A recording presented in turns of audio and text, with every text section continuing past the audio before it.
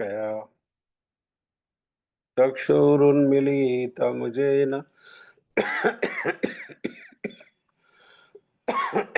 तस्मै श्रीगुरुवे नमः। गुरुवे गौरचन्द्राय राधिकाय तदालये कृष्णाय कृष्णभक्ताय तद्भक्ताय नमो नमः। वाञ्छाकल्पतरुभ्यश्च कृपासिन्धुभ्यैव च पतितानां पावनेभ्यो वैष्णवेभ्यो नमो नमः। नमः महावदन्याय कृष्णप्रेमप्रदायते कृष्णाय कृष्णचैतन्य नामिने गौरतिशे नमः। यं प्रव्रजन्तमनुपेतमपेतकृत्यं द्वैपायनो विरहकातराजुहाव पुत्रेति तन्मयतया तर्वोऽभिनेदुं स्तं सर्वभूतहृदयं मुनिमानतोऽस्मि। तमादिदेवं करुणानिधानं तमालवर्णं सुरेतवतारम् अपार संसार समुद्रसेतुं भजामहे भागवत स्वरूपम्। नारायणं नमस्कृत्यं नरं चैव नरोत्तमं देवीं सरस्वतीं व्यासं ततो जयमुदीरये। नित्यानन्दनमस्तुभ्यं प्रेमानन्दप्रदायिने कलोकल्मषनाशाय जानुवापतये नमः। आजानुलम्बितभुजो कनकावदातो संकीर्तनैकपितरो कमलायताक्षो विश्वम्भरो द्विजवरो युगधर्मपालो वन्दे जगत्प्रियकरो करुणावतारो। हे कृष्ण करुणा सिंधु दीनबंधु जगतपते गोपेश गोपिका कांत श्री राधा कांत नमस्तुते। तप्त कांचन गौरांगी श्री राधे वृंदावनेश्वरी वृषभानुसुते देवी प्रणमामि हरिप्रिया। भक्त्या विहीन अपराधलक्षे क्षिप्तश्च कामादि तरङ्गमध्ये कृपामयि त्वां शरणं प्रपन्ना वृन्दे नमस्ते चरणारविन्दं वृन्दे नमस्ते चरणारविन्दं वृन्दे नमस्ते चरणारविन्दम्। श्रीकृष्ण चैतन्य प्रभु नित्यानंद श्री अद्वैत गदाधर श्रीवासादि गौर भक्त वृंद। हरे कृष्ण कृष्ण कृष्ण हरे हरे हरे राम, राम राम हरे हरे। मैं सबसे पहले मेरे गुरु पाद पद्म नित्य लीला प्रविष्ट ओम विष्णुपाद परमहंस परिव्राजकाचार्य अस्तोत्र शतयुगाचार्य श्री श्रीमद् भक्ति वेदांत श्रील नारायण गोस्वामी महाराज जी के अभय चरणारविंद में अनंत कोटि दंडवत प्रणाम करते हुए उनकी कृपा याचना करता हूँ। तदुपरांत नित्य लीला प्रविष्ट ओम विष्णुपाद स्तोत्र श्री श्रीमद् भक्ति वेदांत स्वामी महाराज श्रील प्रभुपाद जी के चरण सरोज में अनंत कोटि दंडवत प्रणाम। रूप अनुग गुरु परंपरा के चरणों में अनंत कोटि दंडवत प्रणाम। ग्रंथराज श्रीमद् भागवत महापुराण, श्रीमद् भागवत कथा, श्रीमद् भागवत कथा के श्रोतावृंद, वैष्णव वैष्णवी, माता भाई बहन प्रभु, आप सभी को मेरा यथा योग्य प्रणाम।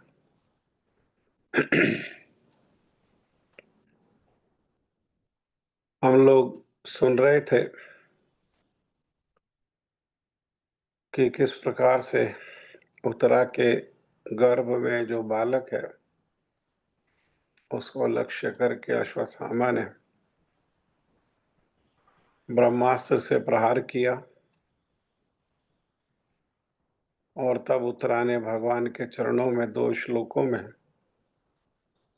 प्रार्थना करी और भगवान ने स्वयं उत्तरा के गर्भ में प्रवेश करके और वो जो बालक ब्रह्मास्त्र के ताप से अग्नि से मर गया था उस बालक को जीवित किया। मरे हुए को जीवित करना भगवान के लिए कोई बहुत बड़ा कार्य नहीं है। भागवतम में तो बलि महाराज के उपाख्यान में 7वें स्कंद में कथा आती है कि जिस समय देवताओं ने और असुरों ने मिलकर के समुद्र मंथन किया, समुद्र से अमृत निकला और भगवान ने विशेष रूप रख करके मोहिनी वो अमृत को देवताओं को पिला दिया। तो देवता अमृत पान करके बल को प्राप्त कर गए और उन्होंने उनके और असुरों के बीच में युद्ध हुआ। तो युद्ध में देवताओं ने बलि महाराज की जो सेना थी उसको परास्त कर दिया, उनके सैनिकों को मार डाला। शुक्राचार्य को जो असुरों के गुरु हैं उनको जब सूचना मिली तो वे आए और उनको संजीवनी विद्या आती थी। उस संजीवनी विद्या से क्या किया कि सेना के जो लोग मारे गए थे तो जिन सैनिकों के अंग मिल गए उन सैनिकों के अंग को जोड़ करके संजीवनी विद्या से शुक्राचार्य जी ने उन सबको जीवित कर लिया। तो ये तो योगियों के लिए भी संभव है। हमारे गुरु देव बताते थे कि दुर्वासा ऋषि योगी हैं और वो इतने बड़े योगी हैं कि अगर वो किसी जीवित व्यक्ति को कहें कि तुम मर जाओ तो वो तुरंत मृत्यु को प्राप्त हो जाएगा, और किसी मरे हुए व्यक्ति को अगर वो कहें कि ये जीवित हो जाए तो वो मरा हुआ व्यक्ति जो है वो जीवित हो जाएगा योग बल से। मरे हुए व्यक्ति को ये योगी लोग जीवित कर सकते हैं। तो भगवान की तो बात क्या है? भगवान देवकी और वसुदेव ने ब्रज से दूरी बनाने के लिए भगवान को पढ़ने के उद्देश्य से गुरु जी के घर में भेज दिया, 1000 किलोमीटर से अधिक दूर, उज्जैन में, सांदीपनि मुनि के आश्रम में। और सांदीपनि मुनि के आश्रम में उन्होंने अध्ययन करते हुए 64 दिन में ही 64 विद्याओं को सीख लिया। जब इस प्रकार से सारी विद्याओं को सीख लिया तो सांदीपनि मुनि सूक्ष्म शरीर से भगवान को और बलराम जी को और स्वयं साथ में अन्य जो लोक हैं उन लोकों की यात्रा में लेकर के गए। जब यात्रा में लेकर के गए तो रास्ते में गर्गाचार्य जी मिल गए। अब गर्गाचार्य जी यदुकुल के कुलगुरु हैं और उन्होंने कुलगुरु होने के कारण भगवान श्री कृष्ण का नंद बाबा के गौशाला में नामकरण भी किया और उनके जन्मपत्री को भी बनाया, उसको भी देखा। तो उन्होंने देखा तो कि ये तो परंपरा पर तत्व भगवान है। तो जब मिले आमने सामने तो नियम अनुसार कृष्ण बलराम को प्रणाम करना चाहिए था उनको, गर्गाचार्य जी को, क्योंकि वे कुलगुरु हैं। लेकिन कुलगुरु होने के बाद भी गर्गाचार्य जी ने भगवान को प्रणाम किया और भगवान की भगवत्ता की महिमा को गाया कि आप भगवान हैं, आप सबके कारण हैं, आप सबके स्वामी हैं, आप सबका पालन करने वाले हैं, आप सबकी रक्षा करने वाले हैं। जो हो सकता है उसको आप नहीं करने वाले हैं और जो नहीं हो सकता है उसको आप है करने वाले हैं।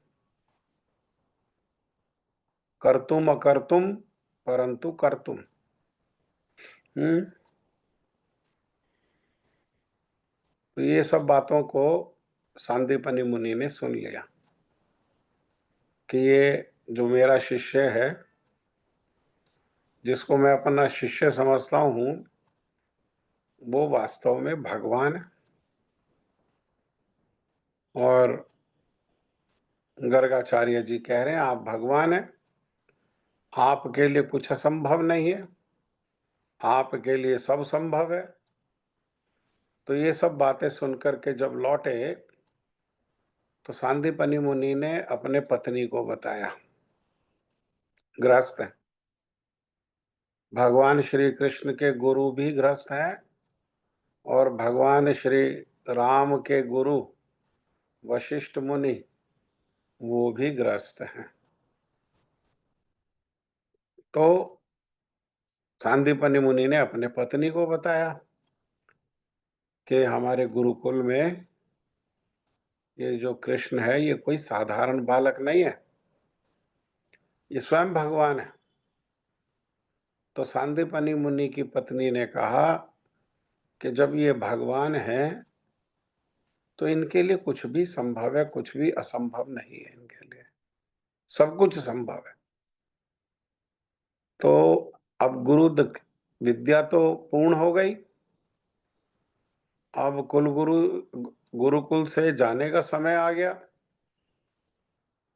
तो आप क्या करना, गुरु दक्षिणा में बहुत वर्ष पहले जो हमारा बेटा समुद्र के में स्नान के लिए गया था और समुद्र में डूब करके मर गया था, आप उसको मांग लेना इनसे। और सांदीपनि मुनि ने जैसा पत्नी ने कहा वैसा ही उन्होंने भगवान से कह दिया। और भगवान ने भी क्या किया, अनेकों वर्ष पूर्व जो उनका बेटा मर गया था, उस बेटा को जीवित करके लौटा करके दे दिया। तो यही बात जो है देवकी को पता लगी। तो देवकी ने भी कहा कि मैं तो आपको अपना बेटा समझती थी, लेकिन आप तो भगवान हैं और आपने तो कृपा करके अपने गुरु के जो मरा हुआ पुत्र है उसको जीवित कर दिया। तो आप तो मेरे जो 6 मरे हुए पुत्र हैं, जो 6 पुत्र मारे गए कंस के द्वारा एक एक करके, आप तो उनको भी जीवित कर सकते हो। हाँ, क्योंकि इस प्रकार की लीला होना आवश्यक था। कारण ये है कि ब्रह्मा जी ने तिलोत्तमा नाम की जो अप्सरा है उसकी रचना करी और उसकी रचना करके उसी अपनी पुत्री पर वे आकर्षित हो गए और आकर्षित होकर के उसके आलिंगन के लिए उसके पीछे पीछे भागे। तो तब ये 6 लड़के जो ब्रह्मा जी के मानस पुत्र के पुत्र हैं, हाँ पोते हैं ब्रह्मा जी के, ये 6 लड़के देख करके हंसने लगे। वे ब्रह्मा जी के ऊपर नहीं हंसे, वे हंसे भगवान की माया के ऊपर कि भगवान की माया कितनी शक्तिशाली है, किसी को भी नृत्य करा सकती है। और देखो दादाजी को भगवान की माया कैसे नचा रही है, ब्रह्मा जी होते हुए भी। 4 मुख है, 4 बुद्धि है, 4 विवेक है और वेदों का सारा ज्ञान है। सारा ज्ञान वेद पुराण उपनिषद का जो ज्ञान है वो किससे मिला है, वो स्वयं भगवान ने उपदेश दिया उनको। और जन्म भी किसी साधारण माता के गर्भ से नहीं हुआ, किससे हुआ है, भगवान के गर्भ से इनका जन्म हुआ है। नाभि कमल से जन्म हुआ है, पेट से जन्म हुआ है। हाँ, जैसे पेट से और बच्चों का जन्म होता है ऐसे ही ब्रह्मा जी का जन्म हुआ है। तब भी भगवान की माया कितनी शक्तिशाली है, कितनी शक्तिशाली है। तो भगवान श्री कृष्ण ने स्वयं श्रीमद् भगवत गीता में कहा, देवी ऐशा गुणमयी मम माया दुरत्यया। ये मेरी माया को कोई संसार के गुण लेकर के किसी के लिए संभव नहीं कि वो मेरी माया को लांघ सके। सब उस माया के अधीन है। हाँ, और सबको माया क्या कर रही है, माया सबको नित्य करा रही है। कि कोई किसी को संसार का बहुत बल हो तब भी वो मेरी माया को पार नहीं कर सकता। बुद्धि, ज्ञान, ऐश्वर्य, उच्च कुल में जन्म, यज्ञ, तप, दान, कुछ करने पर भी कर्म, कुछ करने पर भी भगवान की जो माया है, भगवान कह रहे हैं उसको कोई जय नहीं कर सकता। मेरी माया से किसको रक्षा हो सकती है? तो तब कहा माम एव ये प्रपद्यते माया में ताम तरंति ते।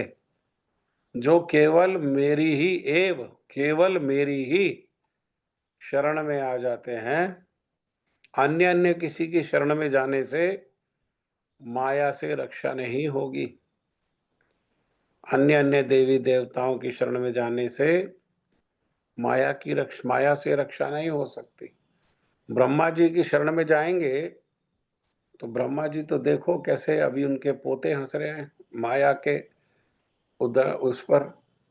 और शिव जी को भी भगवान की माया ने नचा दिया। इंद्र आदि तो सब भगवान की माया के अधीन है ही है, देवी देवता। तो जो केवल भगवान की शरण में जाते हैं, भगवान के चरणों का आश्रय कर लेते हैं, माया में ताम तरंती थे, उन्हीं की जो है ये माया से रक्षा संभव है, अन्यथा किसी की माया से रक्षा जो है वो संभव नहीं है। और ब्रह्मा जी ने देखा कि ये 6 लड़के, ये बच्चे होकर के, बच्चे तो हैं लेकिन भगवान के भक्त हैं। ब्रह्मा जी का संग मिला। हाँ, पिताजी जो मरीचि नाम के ऋषि हैं उनका संग मिला। ब्रह्मा जी 4 मुखों से लगातार क्या करते हैं?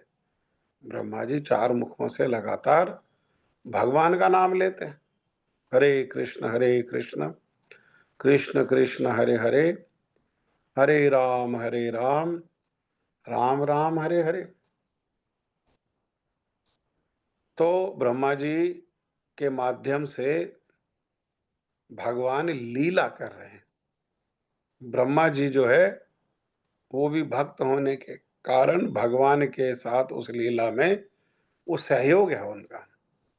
अन्यथा ब्रह्मा जी कभी इस प्रकार से स्त्री आसक्त नहीं हो सकते। उन्होंने शाप दे दिया ब्रह्मा जी ने कि जाओ असुर हो जाओ। और जब बच्चों ने सुना कि दादाजी ने शाप दे दिया असुर बनने का, तो वो 6 जो है अनुनय विनय करने लगे, क्षमा याचना करने लगे ब्रह्मा जी से। तब ब्रह्मा जी ने कहा कि द्वापर के अंत में स्वयं भगवान श्री कृष्ण आएंगे और उनका उचिष्ट, उचिष्ट मतलब झूठा, जैसे हम भोग लगाते हैं तो भोग लगाने के बाद जो बचता है उसको उचिष्ट कहते हैं, वही प्रसाद होता है। उनका उचिष्ट तुम्हें मिलेगा तभी तुम्हारा उद्धार होगा। और ये जैसा ब्रह्मा जी ने कहा इन बच्चों को, 6 बच्चों को असुर के घर में जन्म लो, असुर हो जाओ, तो ये हिरण्याकश्यपु के भाई हिरण्याक्ष, उनका लड़का कालनेमी, उस कालनेमी के घर में इन्होंने असुर कुल में जन्म ले लिया। लेकिन असुर कुल में जन्म लेने पर भी भक्ति की ऐसी चमत्कारिता है, ये असुर कुल में जन्मने पर भी पूर्व जन्म में जो की गई भक्ति है उसको नहीं भूले। हाँ, नेहाभिक्रम नाशो अस्ति प्रतवायु न विद्यते स्वल्पमस्य धर्मस्य त्रायते महतो भयात। धर्म का स्वल्प भी, भक्ति का स्वल्प भी किया गया कार्य उस समय पर बहुत बड़े महान भय से रक्षा कर लेता है। और नेहाभिक्रम नाशो अस्ति, और भक्ति के क्रम का विनाश नहीं होता। जहां पूर्व जन्म में भक्ति छूटती है, अगले जन्म में उससे आगे से प्रारंभ हो जाती है। भक्ति की ऐसी चमत्कारिता है। बाकी संसार की सारी चीजें छूट जाती हैं, शिक्षा छूट जाती है, धन छूट जाते हैं, प्रतिष्ठा छूट जाती है, परिवार छूट जाता है, संबंधी मित्र संसार सब छूट जाता है। हाँ, लेकिन की गई भक्ति का क्रम नहीं विनाश होता। तो ये कालनेमी असुर के घर में जन्म लेने पर भी भगवान का भजन करते हैं। और कालनेमी को तो बड़ा क्रोध आ गया कि बेटे तो मेरे हैं, लेकिन हमारे जो शत्रु हैं जिन्होंने मेरे पिताजी को मार डाला, हिरण्याक्ष को भगवान ने वराह अवतार लेकर के मार डाला, मेरे पिताजी को जिन्होंने मार डाला, जो हमारे पिताजी के वध किया और हमारे शत्रु हैं, उसका ये भजन करते हैं, उसका कीर्तन करते हैं, उसको जप करते हैं। तो उसने क्रोध में आकर के, अपने बच्चे मार तो नहीं सकता था, लेकिन शाप दे दिया। क्या शाप दिया? कि तुम अपने पिता के हाथों मारे जाओगे। वही कालनेमी कंस है। और ये 6 बच्चे, ये कालनेमी के वही बच्चे हैं और एक-एक करके कंस ने मार डाला, क्योंकि इसी प्रकार का शाप था। तो ये 6 बच्चे अपने पिता के हाथों मारे गए, एक शाप से मुक्त हो गए और असुर के घर में जन्म लिया, तो उस शाप से भी, है ना, मुक्त हो गए। परंतु पूर्ण मुक्ति कब होगी? जब भगवान का उच्छिष्ट इनको प्राप्त होगा। तो देवकी ने भगवान से कहा कि प्रभु, आप तो भगवान हैं, मैं तो अपना साधारण बालक समझती थी, आपको बेटा समझती थी, लेकिन आप तो भगवान हैं। और भगवान होकर के आपने क्या किया? अपने गुरुजी का जो मरा हुआ बच्चा था, उसको आपने पुनर्जीवित कर दिया। जब आप गुरुजी के लड़के को जीवित कर सकते हो, तो मेरे 6 लड़कों को भी तो जीवित कर सकते हो, जो कंस के हाथ मारे गए। अरे मैंने तो ना उनको दूध पिलाया, ना लाड़ लड़ाया, ना गोदी खिलाया। हाँ, मैं कैसी माँ हुई? मैं दुर्भाग्यशालिनी हूँ। आप जो है उन 6 बच्चों को जीवित कर दो। भगवान ने क्या किया? वो देवकी के इतना समय पहले, हाँ, मरे हुए जो बच्चे थे, उन 6 बच्चों को जीवित कर दिया। और वे 6 बच्चों ने आपको, देवकी ने क्या किया? देवकी ने अपना दूध पिलाया। और ये दूध पहले देवकी किसको पिला चुकी थी? कृष्ण को, गोकुल में भेज जाने के पहले। तो ये कृष्ण का उच्छिष्ट था, देवकी का दूध। तो ये देवकी का दूध जो कृष्ण का उच्छिष्ट है, जब इन 6 बच्चों को मिला, तो इन 6 बच्चों का उद्धार हुआ। अर्थात भगवान के लिए जीवित को मारना और मरे हुए को जीवित करना, ये कोई बड़ी बात नहीं है, बहुत साधारण बात है। इसमें शंका नहीं होनी चाहिए कि भगवान ने कैसे उत्तरा के गर्भ में प्रवेश करके, और जो बालक ब्रह्मास्त्र के ताप से, अग्नि से, हाँ, मृत प्राय था, मर गया था, उसको कैसे जीवित कर लिया। भगवान ये पहले भी कर चुके हैं, इसी लीला में, इसी अवतार में ही उन्होंने पहले भी ये सब किया। तो जैसा हमने सुना कि ये सब किसके सामने हुआ? ये सब कुंती के सामने हुआ। और कुंती तो उस समय जो है, प्रभु को, अपना भतीजा को भतीजा जान करके, अभी तक उनको ये नहीं जानती थी भगवान हैं ये। भगवान अपने आप को आवृत कर लेते हैं, छिपा लेते हैं अपने आप को। किससे छिपा लेते हैं? अपने स्वयं की माया से अपने आप को छिपा लेता है।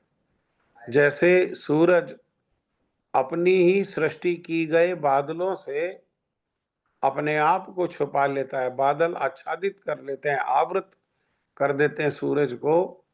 ऐसे ही माया है भगवान के अधीन, लेकिन भगवान क्या करते हैं? संसार से स्वयं को छिपा लेते हैं उसी माया के द्वारा। तो ये कुंती जान ही नहीं पाई कि ये भगवान है। लेकिन अब देखा कि इसने क्या किया? इसने गर्भ के अंदर जो बालक है, वो जो मर गया, उसको जीवित कर लिया। हाँ, चलो बाहर किसी को कुछ हुआ संसार में, तो किसी ने कोई विद्या लगा दी, संजीवनी विद्या लगा दी, ये जीवित कर लिया, तो योगी हो गए। लेकिन वो बच्चा तो गर्भ में ही प्रवेश करके भगवान ने उनको, बच्चे को जीवित कर लिया। तो कुंती महारानी को समझने में देर नहीं लगी कि ये कार्य भगवान के अलावा कोई और नहीं कर सकता। और ये लड़का, जिसे मैं भतीजा समझ करके शासन करती थी, लाड करती थी, अपने भाई का लड़का समझ करके, ये वास्तव में भाई के लड़के के रूप में नरवत लीला कर रहा है। है कौन? ये है भगवान। तो भगवान, अभी तक तो बुआ और भतीजे का रिश्ता था, तो बुआ और भतीजे के रिश्ते में तो बुआ का रिश्ता जो है वो वात्सल्यता का रिश्ता था। बुआ के हृदय में भतीजे के प्रति अगाध प्रेम होता है। कौन सा? वात्सल्यता। हाँ, जिस प्रकार से माता पिता का अपने संतान के प्रति प्रेम होता है, उसी प्रकार से ये बुआ के हृदय में भी अगाध प्रेम होता है। तो अभी तक तो अगाध प्रेम था, लेकिन अब क्या हुआ? अब ऐश्वर्य की भावना। अब ये मेरा भतीजा नहीं। हाँ, इसी प्रकार से जेल में देवकी और वसुदेव ने भी उनको स्तुति करी, भगवान का दर्शन करके भगवान के रूप में। तो यहाँ क्या है? यहाँ देख करके इस रूप में देखा तो कुंती महारानी ने भी क्या किया? कुंती महारानी ने भी भगवान से प्रार्थना करना प्रारंभ कर दिया और प्रार्थना करते हुए कहा, कुन्त्युवाच नमस्ये पुरुषं तवाद्यम् ईश्वरं प्रकृते परम् आलक्ष्यं सर्वभूतानां अंतर्बहिरवस्थितम्। आप समस्त जीवों के बाहर भी हो और भीतर भी हो।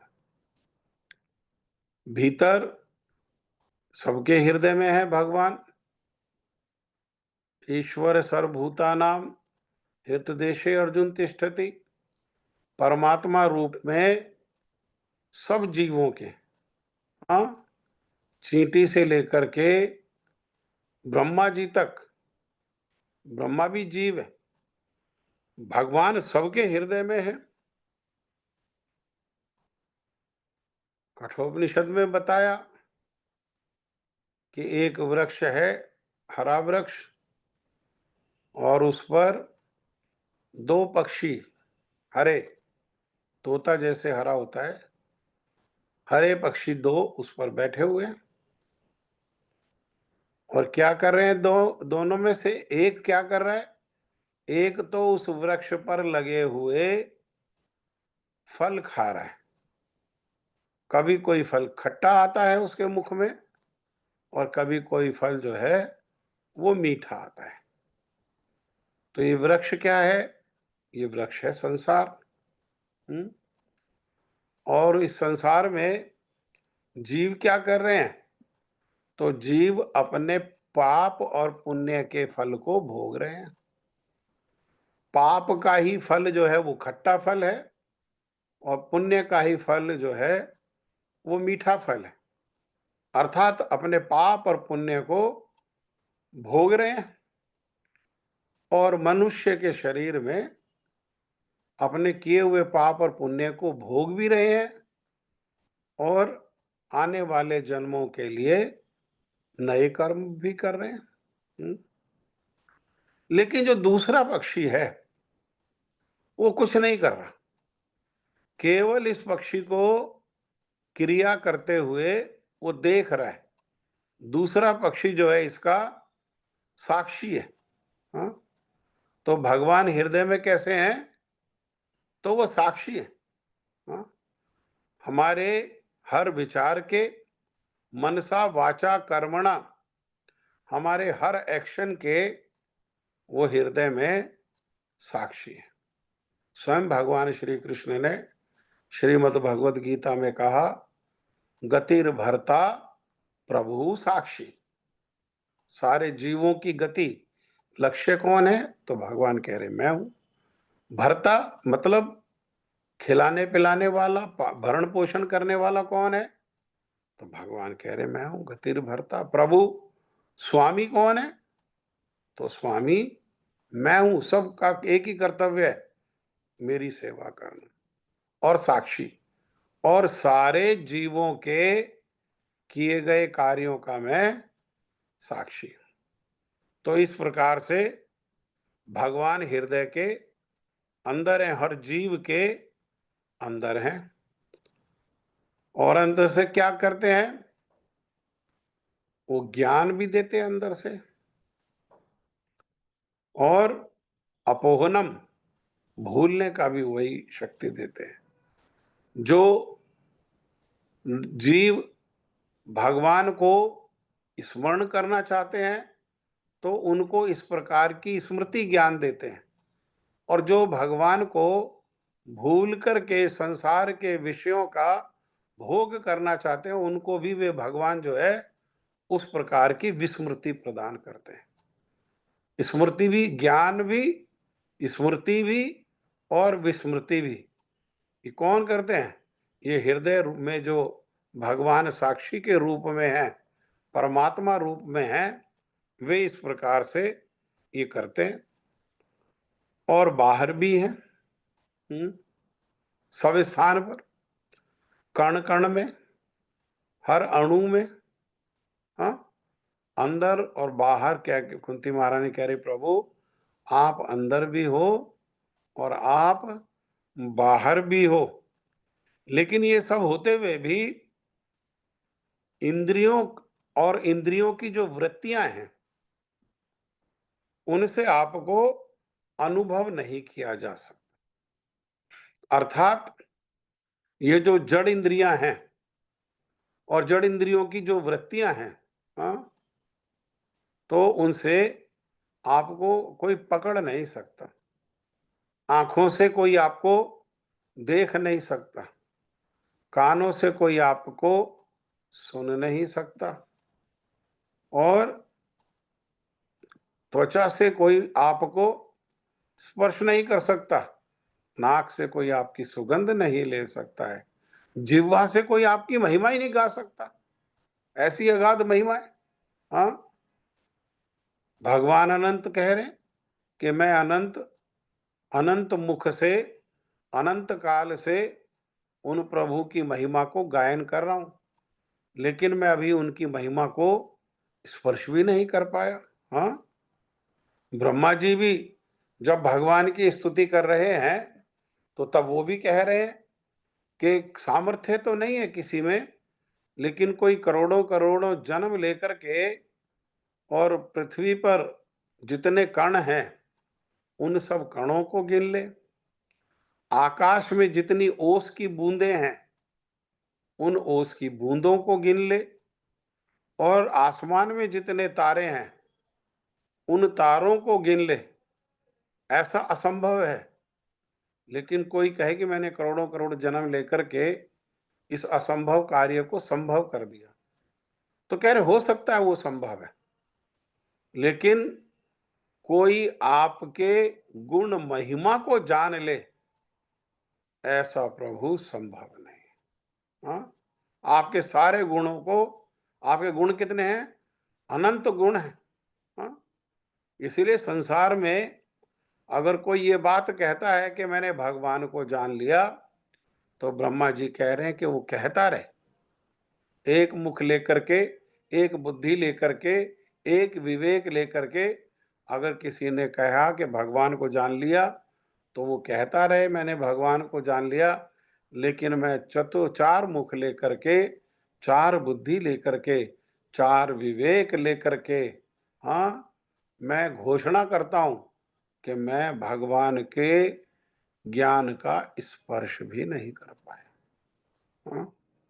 लीला में माया से मोहित हो गए ना, तो इस प्रकार जो है वो भगवान को ये इंद्रियों से और इंद्रियों की वृत्तियों से परे है। क्यों?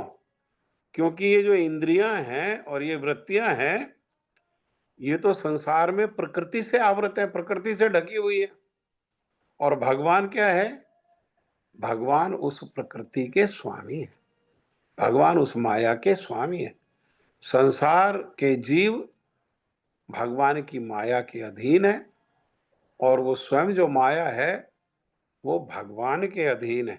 हाँ, तो आप प्रकृति से पूरे परे आदि पुरुष, हाँ, परमेश्वर हैं।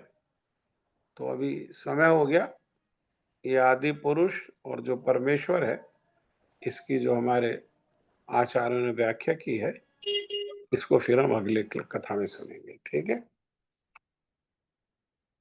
अभी जिनकी बारी है कुछ जप करें। हरे कृष्णा, धन्यवाद प्रणाम। हरे कृष्णा। अज्ञानतिमिरस्य ज्ञानाञ्जनशलाकया चक्षुरुन्मीलितं येन तस्मै श्रीगुरवे नमः। नमो विष्णुपदाय राधिकाय प्रियतमने श्रीमद्भक्तिवेदान्त नारायण इति नामिने। नमो विष्णुपदाय कृष्णपृष्ठाय भूतले श्रीमद् भक्तिवेदांत स्वामी